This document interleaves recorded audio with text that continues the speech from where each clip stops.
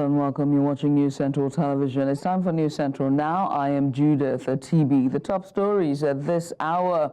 The FCT arraigns 12 foreigners over alleged internet fraud. And we move to aviation safety as the NCAA revokes operation licenses of East Wind Aviation Omni Blue Air. And lastly, we'll head to the Southern African leaders as they reaffirm support for DR Congo amid escalating unrest. Details in a moment.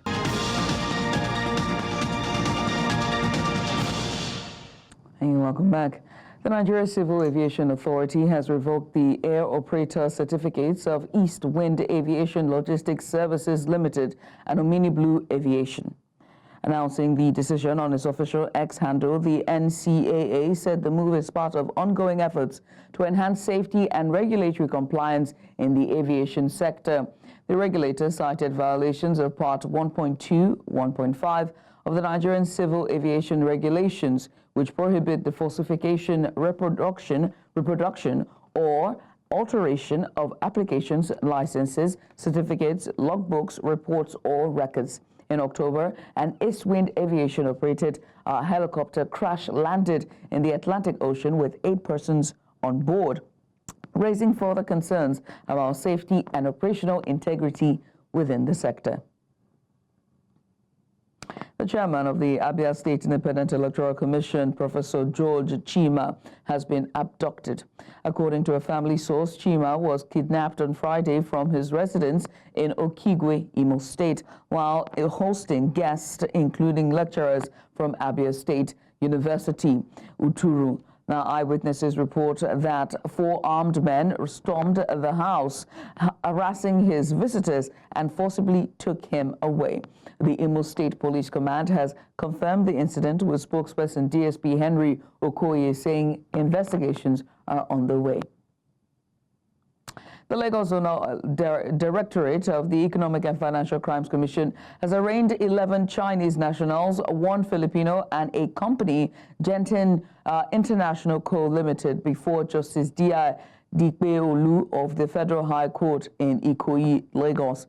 The defendants are allegedly part of a syndicate of 792 cryptocurrency investment and romance fraud suspects arrested in Lagos on 19th of December 2024. They were arraigned on multiple charges, including cybercrime, cyber terrorism, possession of fraudulent documents, and identity theft. All the accused pleaded not guilty and have been remanded at the Ikoyi and Kirikiri Correctional Centers. Justice Dikpeolu has joined the case the 7th, 14th, and 21st February of 2025.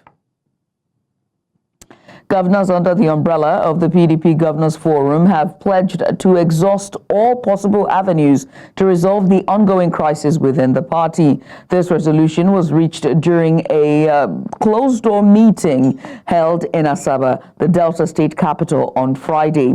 The meeting comes just 2 days after a chaotic PDP Board of Trustees gathering where tensions flared following an alleged attack on former youth leader Sunday Ode Okoye by supporters of Senator Samuel Anyanwu. Beyond party matters, the governors have urged the federal government to reassess its macroeconomic policies, highlighting the severe hardship these measures have inflicted on Nigerians.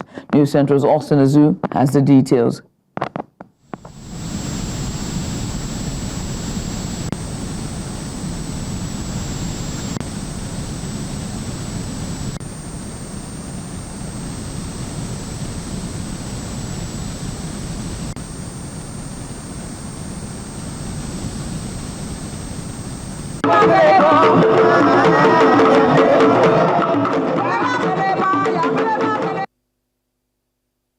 We'll bring this report later on our subsequent bulletins, but in the meantime, earlier, a member of the People's Democratic Party in Delta State, Lucky Igoyata, shared his thoughts with us on the outcome of the meeting. Take a look.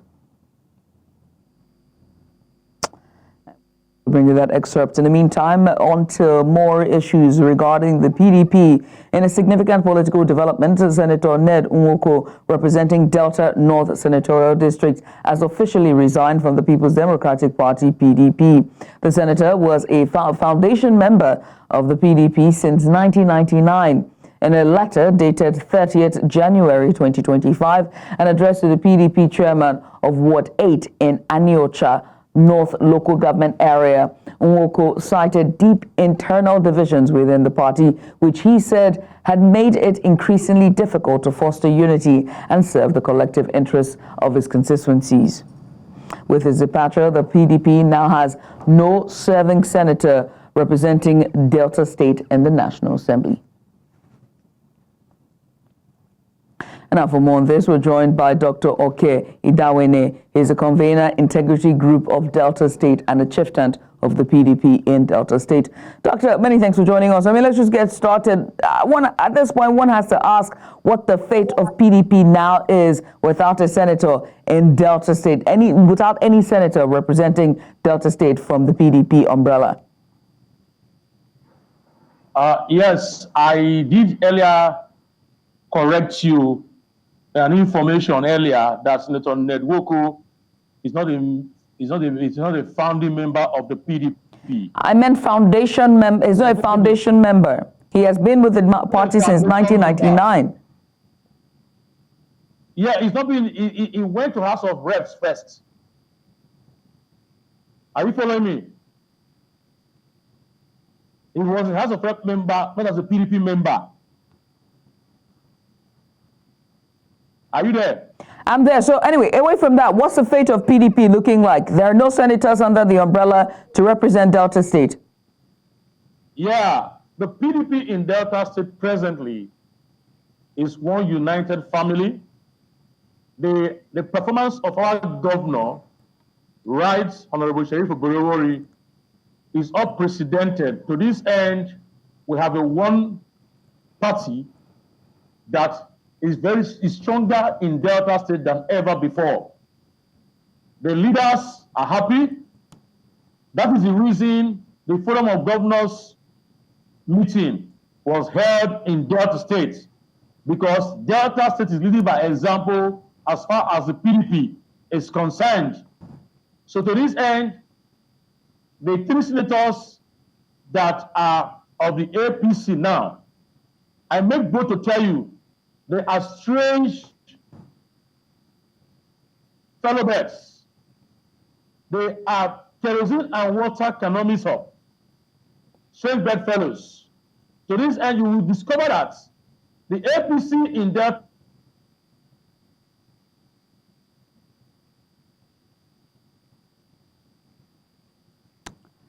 We seem to have lost the doctor there. His audio seems to be having issues. We're having issues with your connectivity. I hope it's stronger now. Yeah, please go ahead. Okay, I don't know when else did you get me? Yes, please go ahead. Okay, the PDP in Delta is stronger than ever before. It is because of these reasons you saw the governors of PDP in governor forum of PDP coming to Delta to hold their forums meeting. The 25 LGAs in Delta State, we have the unit ESCO, we have the ward ESCO, we have the senatorial district ESCO, we have the LGA ESCO and the state ESCO, all in charge of the PDP. We have the state chairman who's united the party the more. And we have the governor who's the leader of the party that is down to earth, giving every member normal recognition. Any man living PDP now in Delta is a man who's on a PDP body, soul, and spirit. Because you cannot leave a unified house, a beautiful house, to a house that is disunited here in Delta State. You can make your findings. The PDP in Delta is the only party in Delta State that is moving as one body, one force, coherent without issues. So what we will get in Delta is that the three senators, we will get those elections, we will win these elections come 2027 because of the performance of the governors in Delta State, and also because of the unity in the party in Delta State And beyond that, the local people in Delta State, they are clamoring for more PDP in Delta because of the more agenda you have in Delta State. Right, Doctor. Is telling you that the exit of Senator Nodwoko is giving us issues is not. I'm answering this question because you asked. If not, on a normal way, I wouldn't say anything. Because Delta North, you will get a better representation. The abysmal performance of Senator Nodwoko, we don't even need him in PDP. So he's going, we're happy about it. We'll get a better replacement for him. PDP is Delta, and Delta is PDP. Doctor, you said that there's unity in the House, is a beautiful House, and you don't understand why they're exiting, and now, you know, he's not going to win for a second term or during the next election cycle. But the reason why Nodwoko left is because of, he said that the deep-seated disunity in the party and the deep-seated conflict in the party has forged it so much so that he has distracted him from serving his constituents. And so I have to ask you, what then is this unity that you speak of? Okay, where he wrote that in his letter, that's to his own understanding. But the truth, the reality on ground is that Senator Nodwoko has performed abysmally, far beyond expectation. And he is one of the longest serving senators. If his performance has been abysmal, why did the PDP give him a ticket again? He's just a first-term senator. This is his first time in the Senate. He's not as longest serving senator. Senator Arthur Ifeanyi Okowa went to contest the presidential candidate elections with Atiku in our last election. That was the only reason we gave the ticket to Senator Nodwoko to run. And when he came on board, he's not performing as expected. Like I said, he is a first-term senator, not a long-serving senator. So what I'm trying to tell you now is that his performance in the last 1.5 years and whatever has shown that he was not prepared for the Senate. So the Delta Northerners will get a better person to represent Delta North in the Senate. The House is not united. How come the governor is performing that he won the first governor in Nigeria? How come we have social development? How come we have empowerment to the people? How can we have the health sector working in harmony with every other thing? In Delta State, how can we have so many flyovers being erected by Julius Berger? How come there is peace in the state? Delta State is PDP.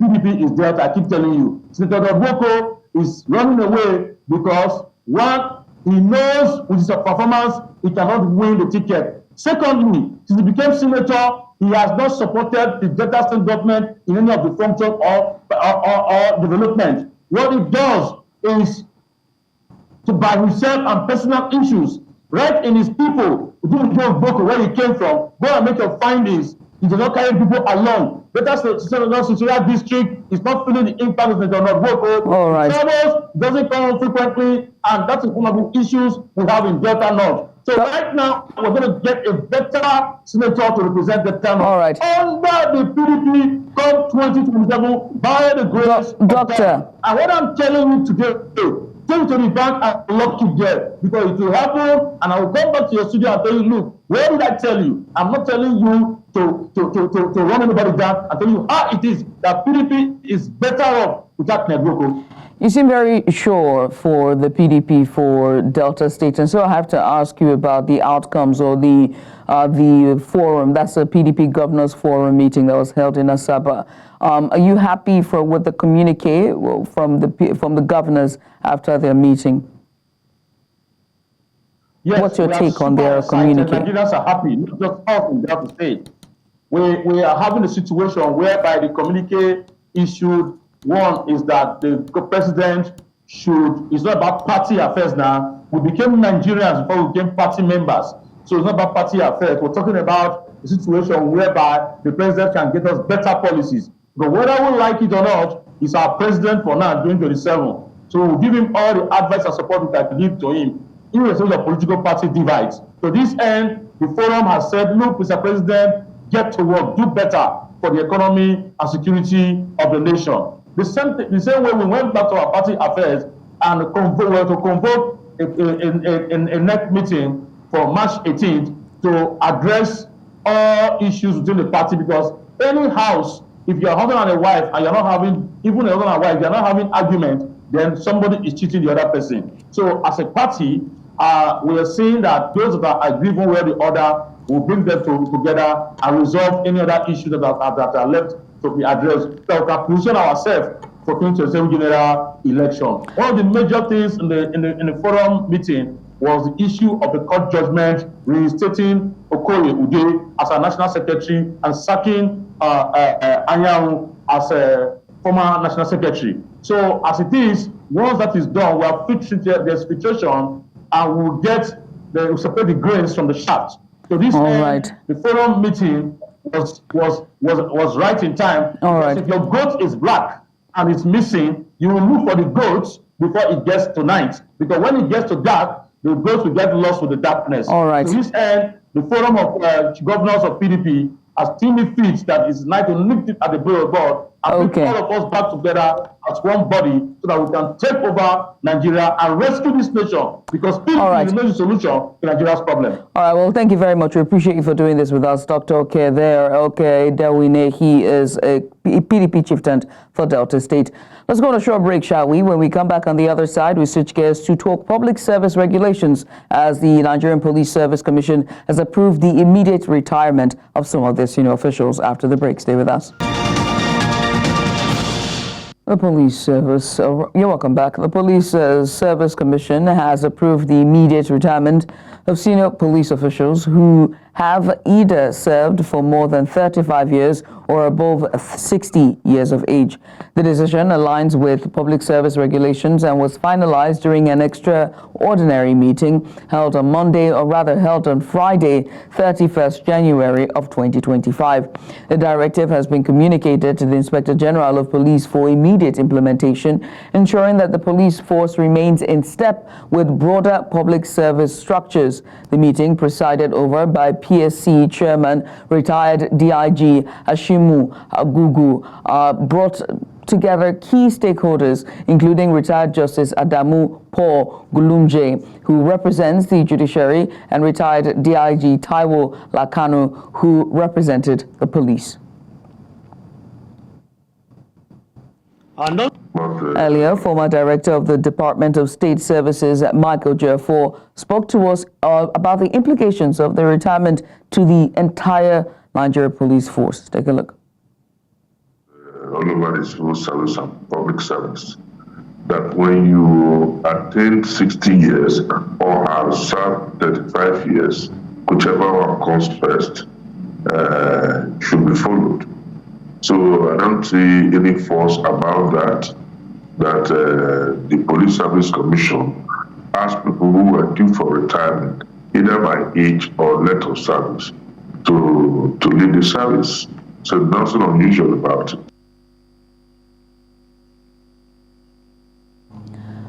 The Federal Capital Territory Police Command has arrested and paraded 31 suspects linked to the theft and vandalism of critical public infrastructure.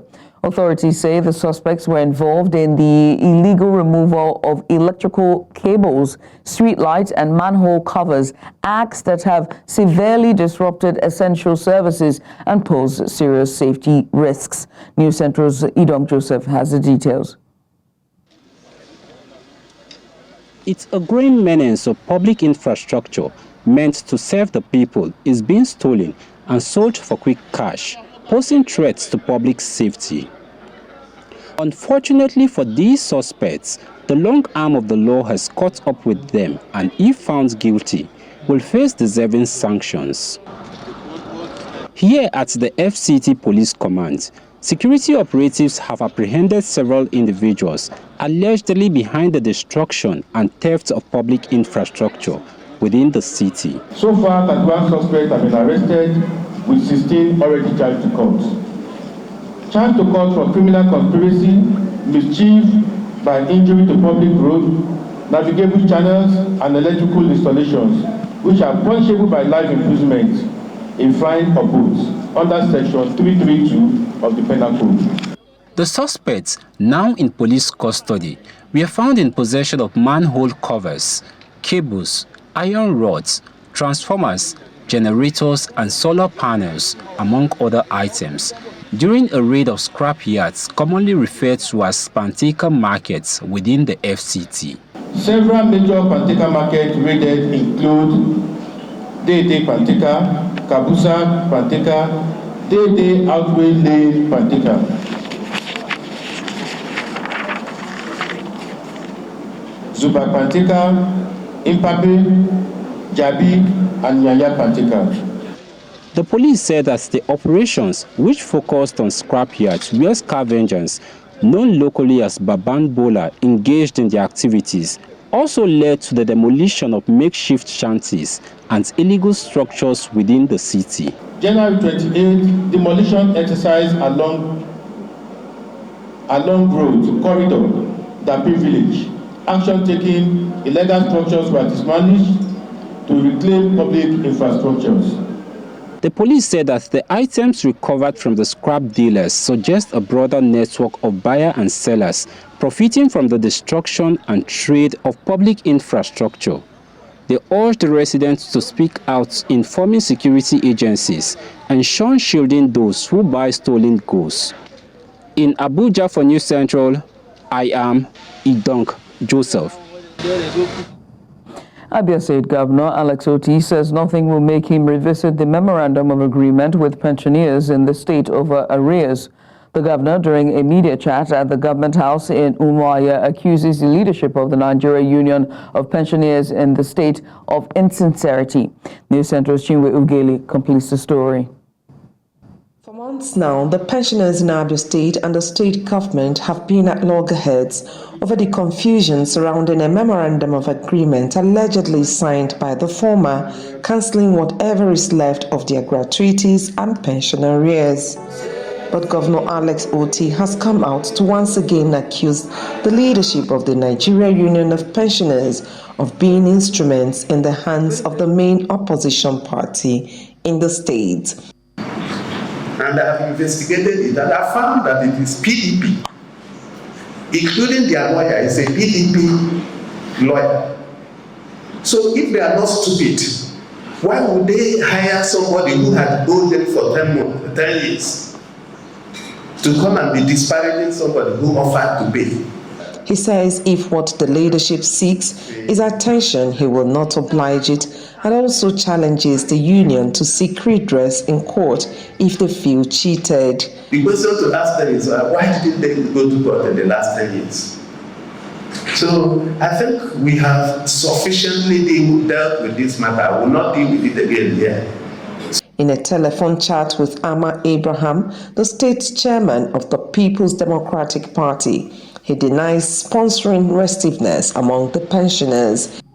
You know, if you have operated a system, for a few months PDP was indebted to these workers, as I said, it was a known fact that he also sponsored these people to lay down tools and to disrupt governance. So he feels that PDP is also using the same measure.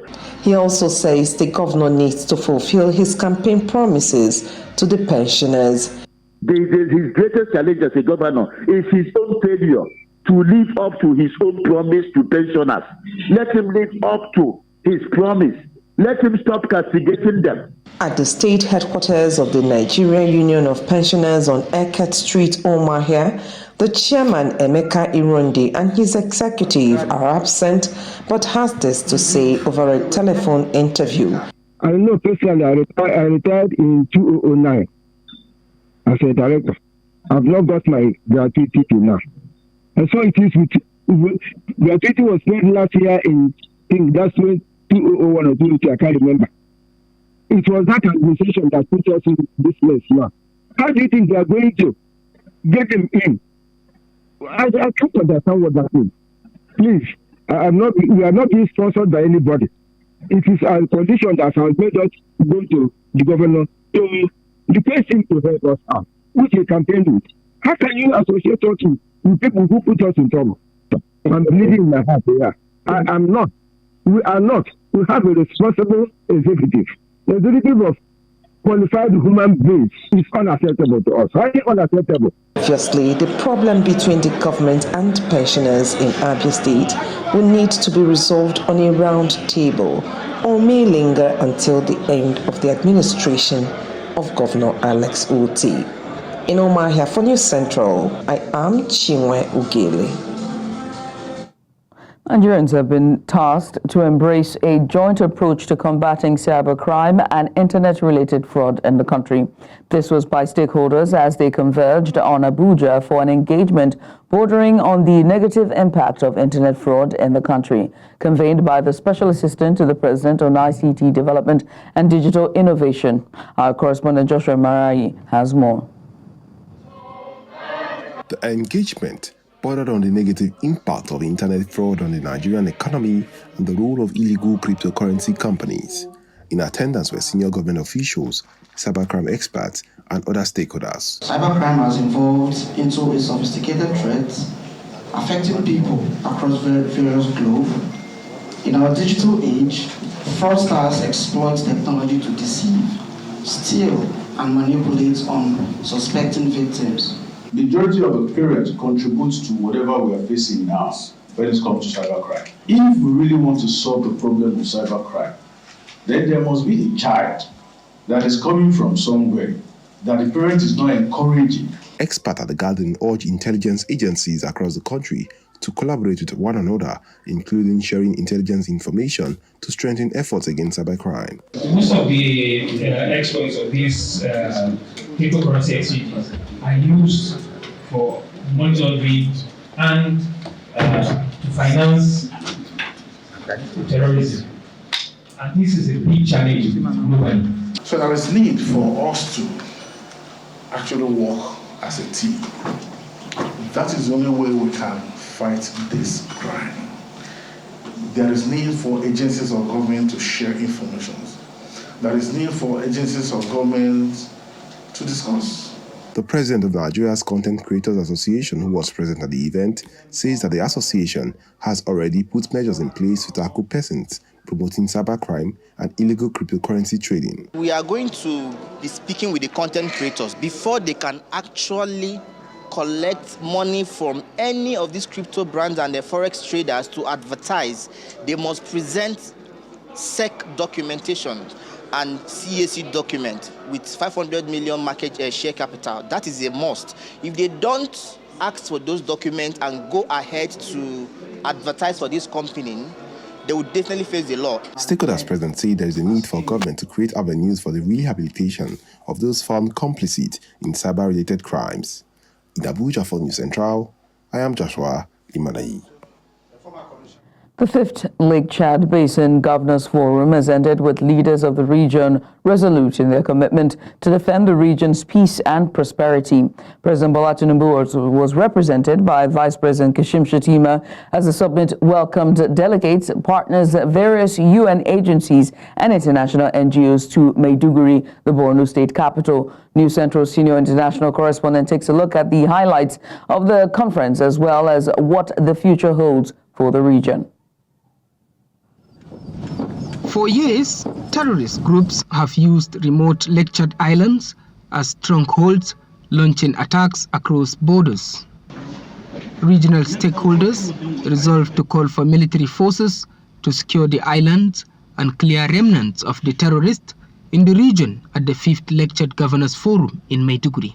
While we are putting our efforts on the unfortunate incident and accident of Boko Haram, at the same time, we should not forget to continue the efforts so that the Lake Chad can be recharged. Officials stressed the importance of job creation, education, and social initiatives to prevent radicalization. We should be careful by relying on international or partner support because security situation is a self-help situation that do not waste time by anticipating a security and a logistic support from a third party. We advocate, of course we provide technical support, we provide capacity building, but the most important is the role that is central of the governments. This situation negatively impacts the sexual reproductive health services, family planning, maternal mortality, gender-based violence, and young and people situation. Yobe State Governor Maimala Buni emerged as the chairman of the forum for the next 2 years. With justice done to the theme of the meeting, rebuilding the Lake Chad Basin, consolidating gains, commitment to peace, cross-border cooperation, security and sustainable development for resilient community. It is my hope, as the host governor, that we will internalize, domesticate, and act on the lessons and resolutions of this meeting to move forward from discussion to an all-inclusive action-packed implementation that ensures everyone is carried along for the growth and development of the region.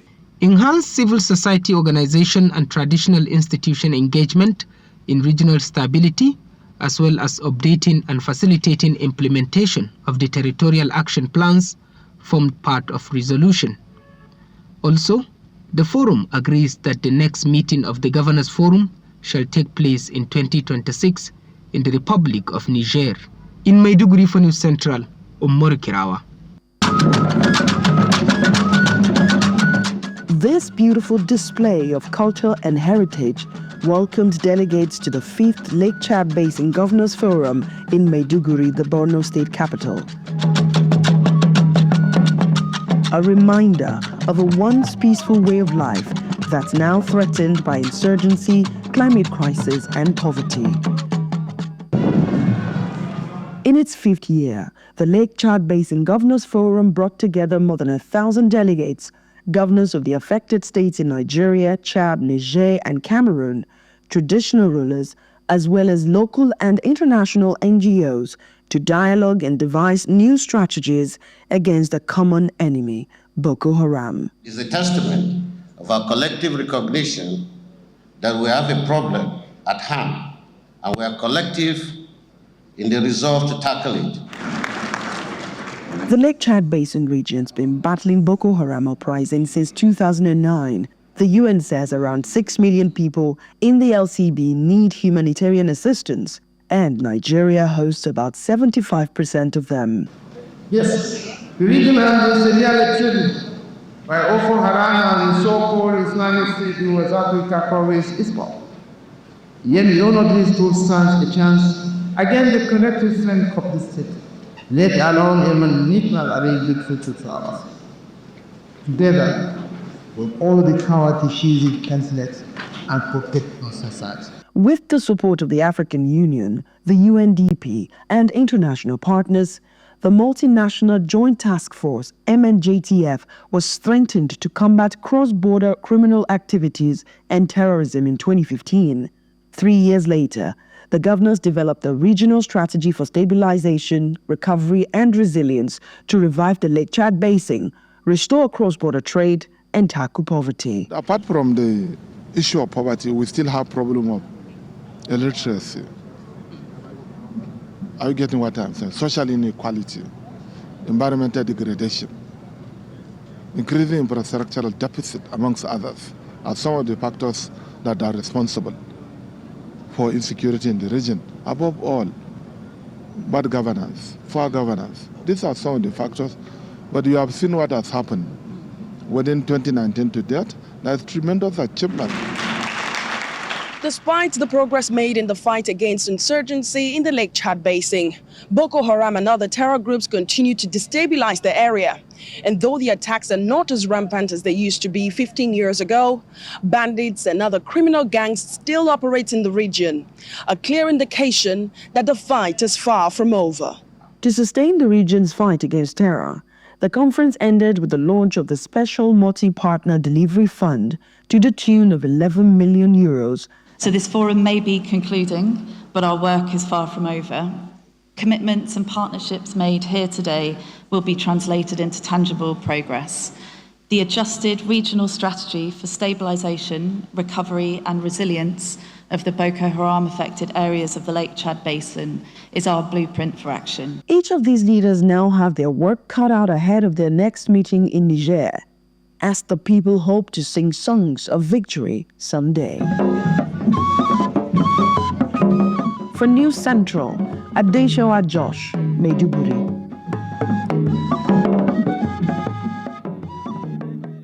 You're watching News Now on News Central Television. We're going on a short break. When we return, environmental challenges and climate change. After the break, join us again. Hey, welcome back.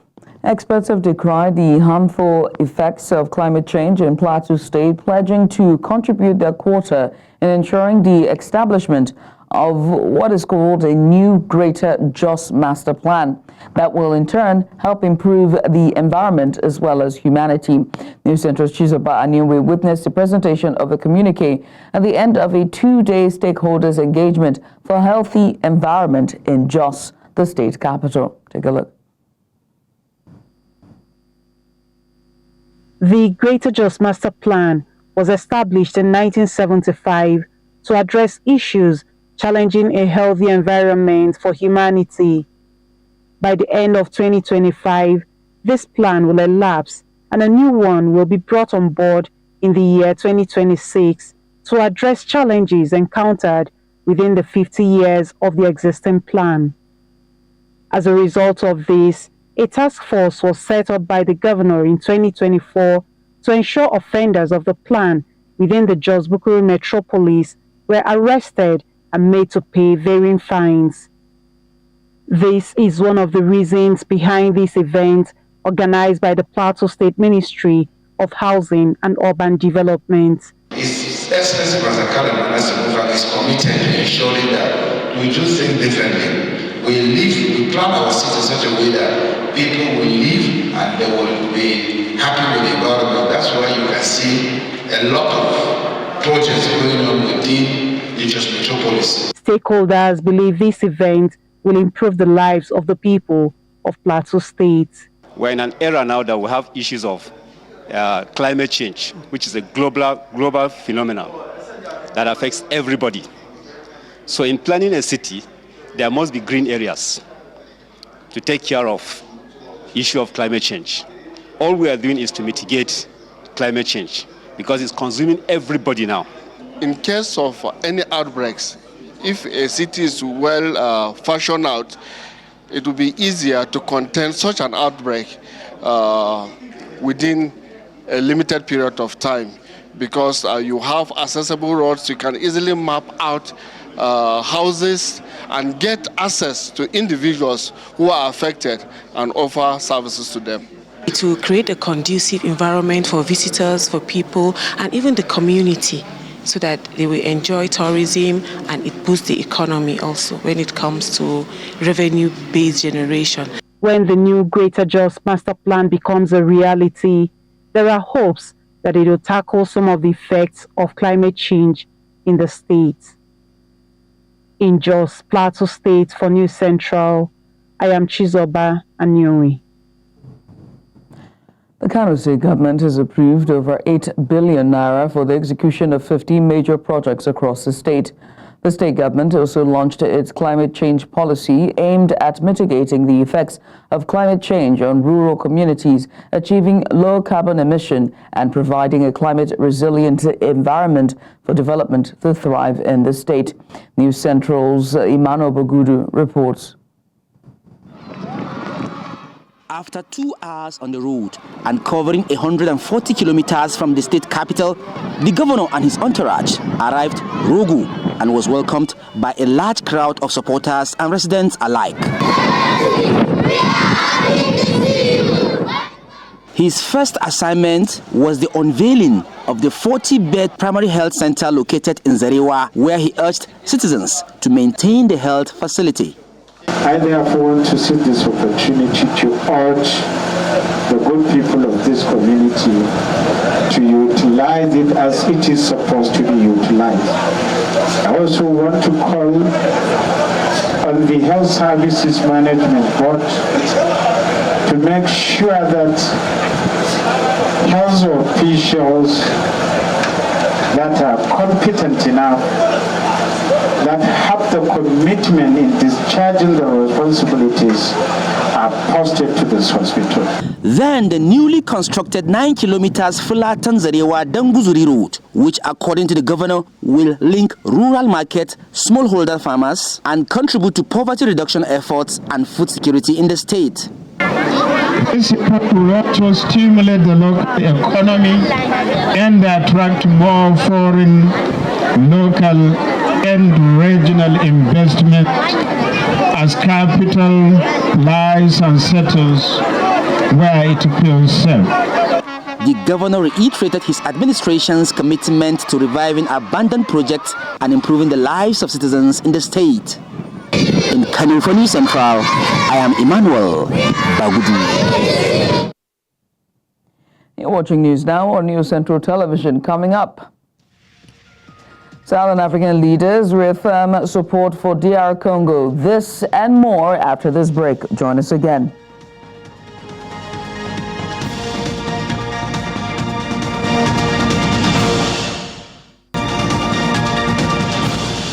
Hey, welcome back.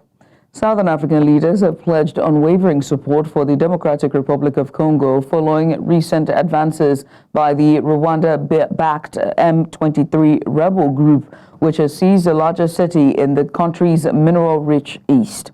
During an emergency summit in Harare, Zimbabwe, the Southern African Development Community called for a high-level meeting between leaders from Eastern and Southern Africa to address the escalating crisis. The extraordinary summit was convened after the M23 group, backed by Rwanda, captured most of Goma this week in clashes that left 16 South African and Malawian soldiers dead. The troops were deployed as part of a regional peacekeeping mission. Summit reaffirmed solidarity and unwavering commitment to continue supporting the DRC in its pursuit of safeguarding its independence, sovereignty, and territorial integrity, as well as sustainable peace, security, and development.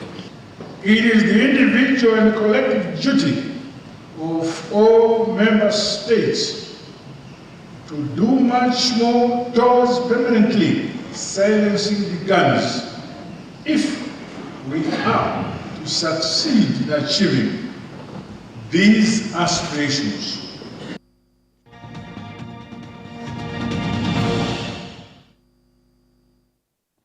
The Detroit Pistons forward Isaiah Stewart has been suspended for one game without pay due to repeated flagrant fouls this season. The 23-year-old will miss Detroit's home game against Dallas as a result. NBA rules mandate a one-game suspension when a player accumulates 5 flagrant foul points. Stewart, who entered Wednesday's game against Indiana with 4 points, received a flagrant foul 2 and was ejected in the second quarter after delivering a forearm to Pacers center Thomas Bryant. The league also fined Stewart $50,000 for inappropriate gestures following his ejection, so to speak. Pistons coach J.B. Bickerstaff has defended Stewart, citing verbal exchanges during the game. Any further flagrant fouls could result in additional suspensions. And that's all we can take at this hour. But before we go, let's take another look at some of the major stories. EFCC arraigns 12 foreigners over alleged internet fraud. And the Nigeria NCAA revokes operation licenses for East Wind Aviation Omni Blue Air. And lastly, we told you that the Southern African leaders have reaffirmed their support for DR Congo amid escalating unrest. Remember, they can watch News Central live on DSTV channel 422, on Star Times channel 274. Check us out on Apple TV, and we're also on YouTube. Many thanks for watching. I am Judith at TV. Bye for now.